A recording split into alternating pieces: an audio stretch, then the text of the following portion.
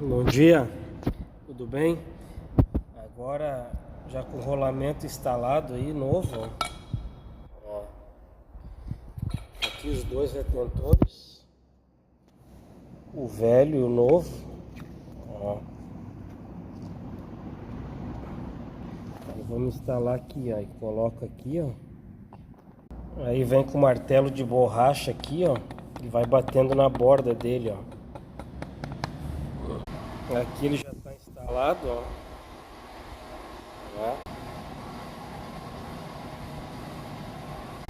Aí aqui no lugar tem que cuidar esse pino guia. Esse pino maior aqui, ó, mais grosso, vai aqui, ó.